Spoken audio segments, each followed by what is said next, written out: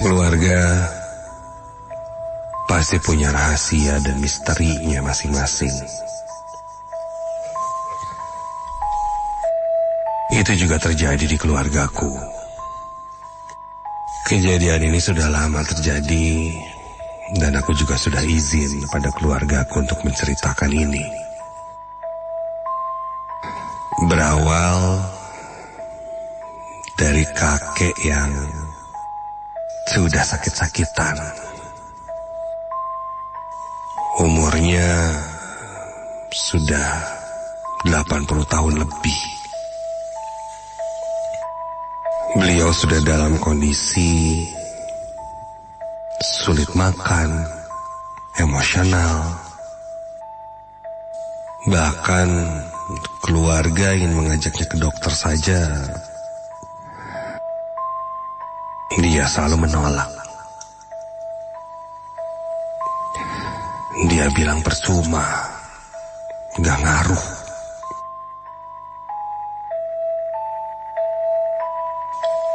Tapi memang begitu kenyataannya. Segala keluhan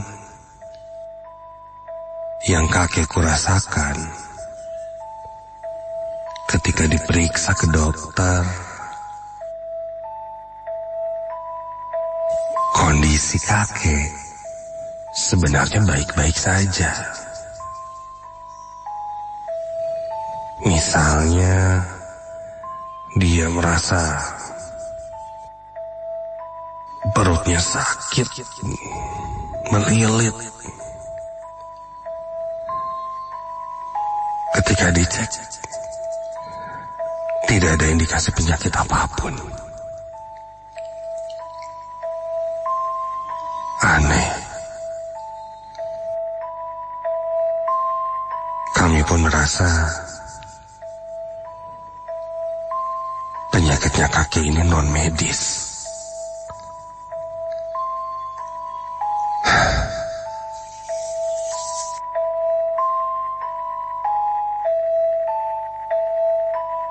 Nenek yang saat itu pun kurang lebih seumuran dengan kakek, tidak bisa terlalu banyak bergerak. Pikirannya pun sudah pikun.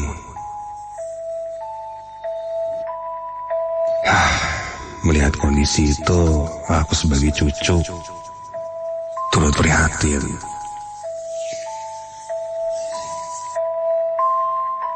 Sampai ayahku yang adalah anak dari kakek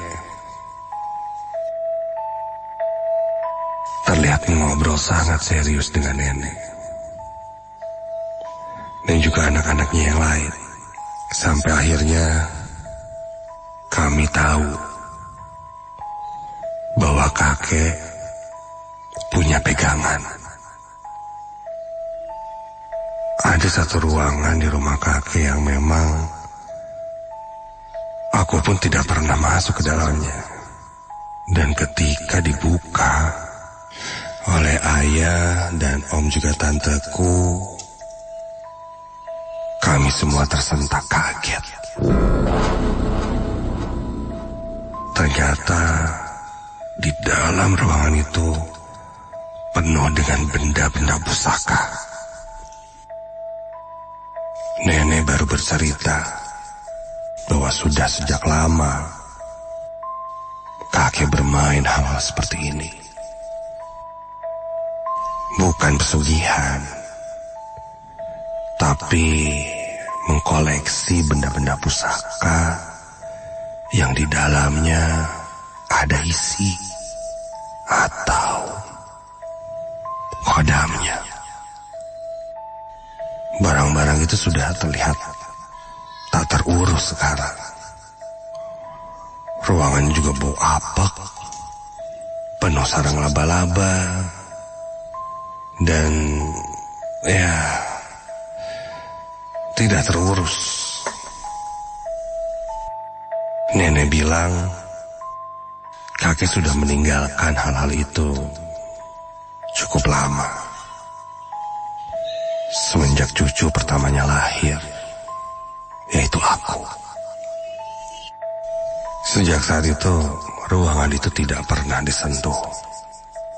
Nenek khawatir penyakit kakek ada hubungannya dengan benda-benda pusaka itu.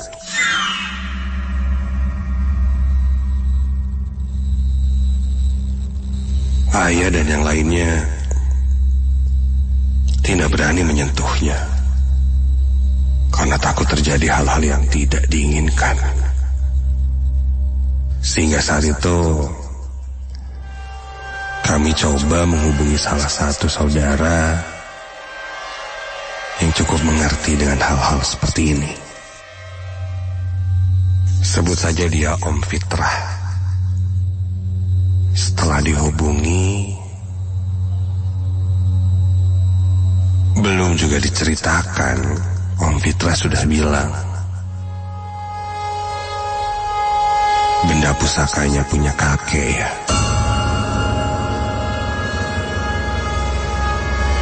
Dan tak lama Om Fitrah pun segera meluncur ke rumah kakek. Om Fitrah dikenal oleh keluarga kami sebagai orang yang memang suka hal-hal klinik. Sehingga entahlah, dia rasanya cukup dikucilkan di keluarga kami. Tapi untuk hal ini sepertinya dia yang bisa menyelesaikannya.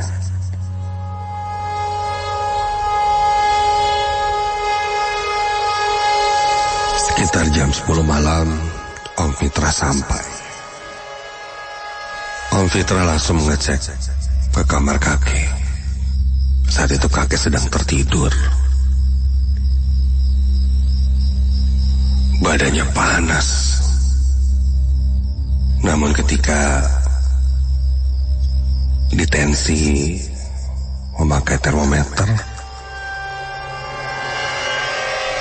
yang terasa oleh tangan seharusnya panasnya bisa sampai 39-40 derajat. Tapi suhu di termometer normal 36. Aneh.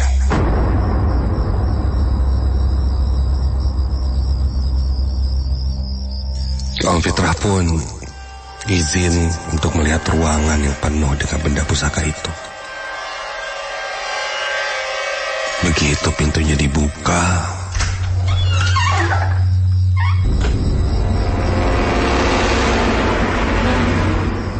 kali ini terasa sangat berbeda. Tiba-tiba kami merasakan hawa dingin, seperti angin keluar dari ruangan itu.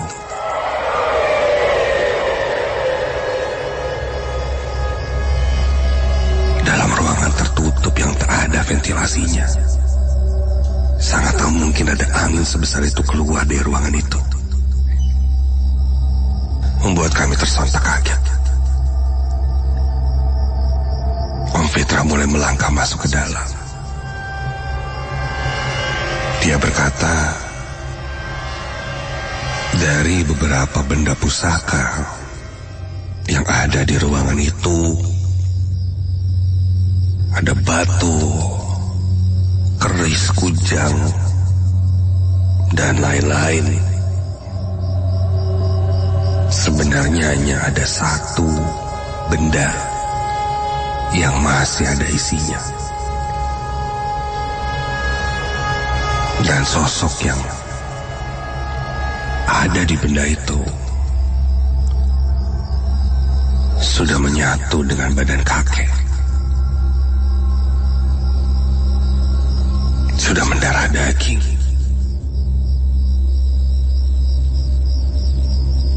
Hingga apa yang terjadi pada kakek sekarang,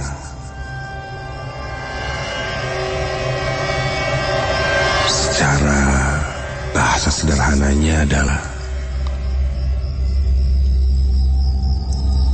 sosok ini yang mengcovernya, melindunginya. Padahal secara fisik, mungkin badan kakek sudah sakit semuanya. Namun sosok ini membuat kakek tidak terlihat seperti itu. Om Fitra menunjuk satu benda di sana.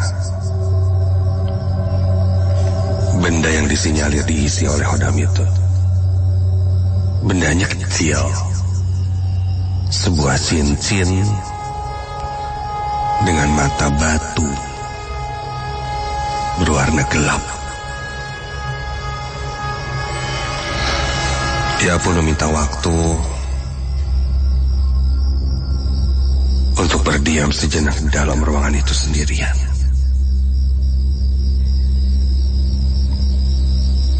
Kami pun mempersilahkannya. Om Fitra masuk ke ruangan itu dan kami menutupnya dari luar.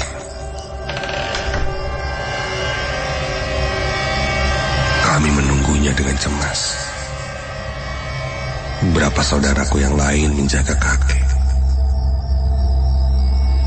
Dan tiba-tiba suara gaduh terdengar di ruangan itu.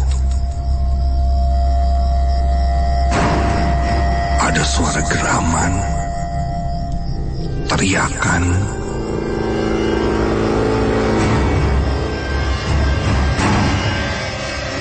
seperti orang sedang beradu ilmu. Dan seketika itu juga saudaraku yang menjaga kakek berteriak histeris ketika kakek tiba-tiba saja duduk dan badannya terlihat kejang dan bergetar sambil berteriak-teriak kesakitan.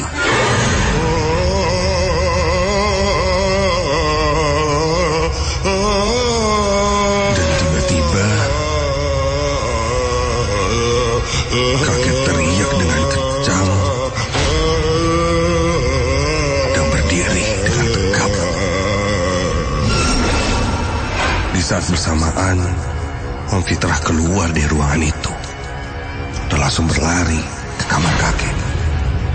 Om Fitrah berkata,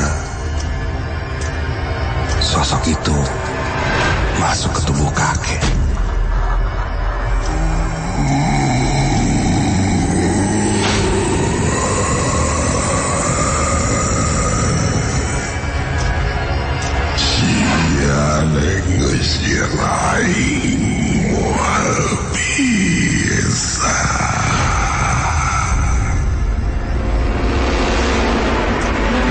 Kakek tiba-tiba berkata seperti itu dengan geraman yang menyeramkan, yang membuat kami semua yang berada di sana bergidik merinding. Tatapan kakek tajam ke arah Om Fitra sambil menunjuk ke arahnya. Sosok itu yang merasuki kakek terus berkata bahwa tidak bisa dia diusir, dibersihkan dari kakek. Om Fitra pun meminta kami memegangi kakek. Kami semua memegang badan kakek yang terasa sangat berat dan keras saat itu. Kakek mulai berteriak-teriak histeris. Sedangkan Om Fitra mulai melakukan ritual untuk membersihkan kakek. Cukup lama proses itu, hingga pada akhirnya sosok itu pun berhasil dikeluarkan dan kakek kembali terkulai lemas.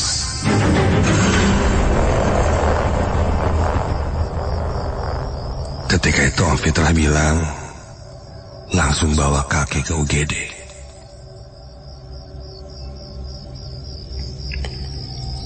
Beberapa saudara yang lain membawa kakek langsung ke UGD.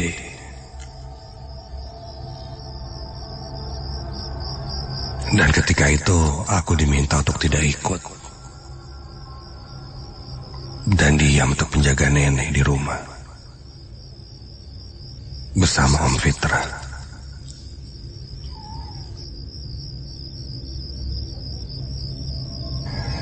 Kupikir situasinya sekarang sudah cukup tenang.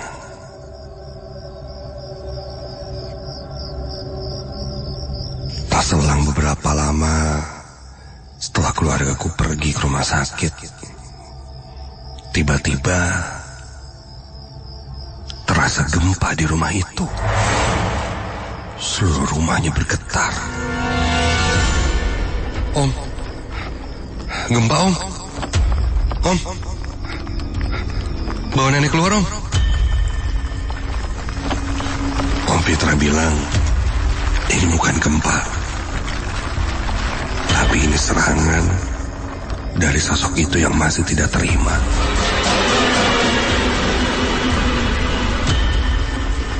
Terasa olehku sangat nyata. Benda-benda berjatuhan.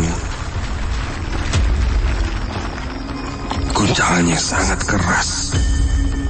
Aku menjaga nenek dengan memeluknya, menghindarkan dari benda-benda yang berjatuhan. Sedang kulihat Om Fitra terus berdoa. Sampai akhirnya tiba-tiba saja lampu mati. Situasi kini gelap. Aku terus menjaga nenek dengan memeluknya. Om Fitra, Om. Dalam situasi gelap itu, Om Fitra tidak menjawabku. Om. Aku mulai panik. Apakah harus mencari Om Fitra atau terus menjaga nenek di kamarnya? Nek, tenang ya Nek. Nenek tunggu di kamar dulu. Aku cari Om Fitra. Sebentar. Aku baringkan nenek di tempat tidur dan menyelimutinya. Aku mulai meraba-raba mencari jalan untuk keluar dari kamar. Kondisinya sangat gelap. Tak terlihat sama sekali. Om Fitra? Om?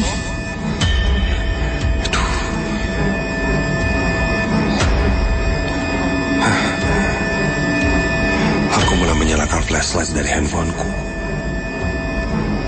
untuk membantu penerangan.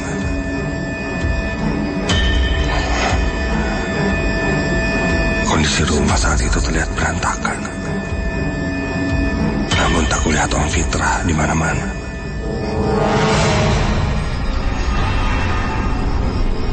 Om? Sampai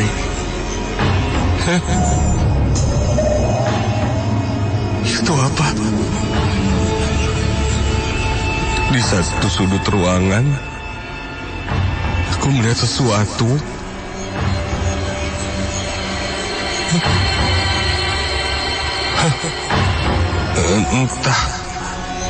Entah bagaimana aku menjelaskannya, tapi terlihat seperti hewan dengan bulu yang hitam tajam seperti landak.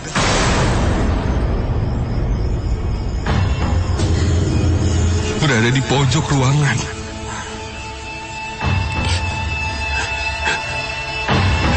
Iya, bulu-bulunya tajam seperti jarum.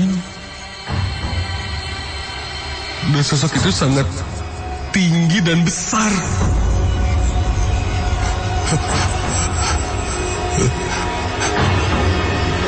Ketika aku sorot ke atas langit-langit rumah,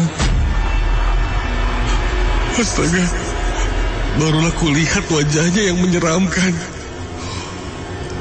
Matanya merah besar,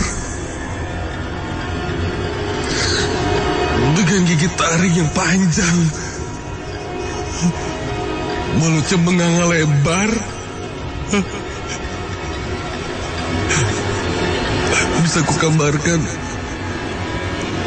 mulut yang terbuka itu bahkan sepertinya bisa menerkam manusia sepertiku. Sosok itu mulai terdengar suaranya menggeram seperti dengkuran yang sangat berat.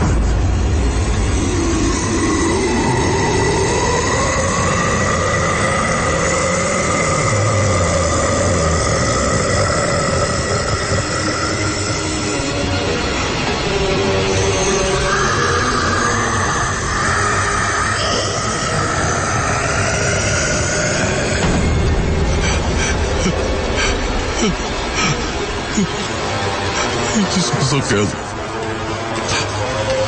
terseram yang pernah kulihat seumur hidupku. Kakiku lemas, kepalaku pusing, hingga aku pun terjatuh.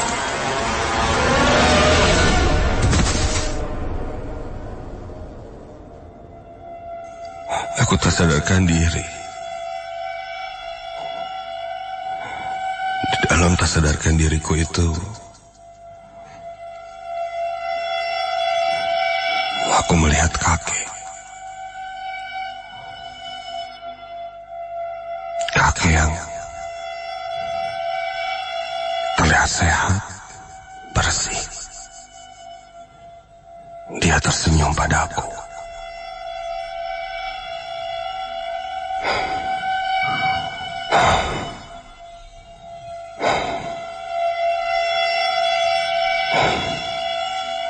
Lalu dia menghilang.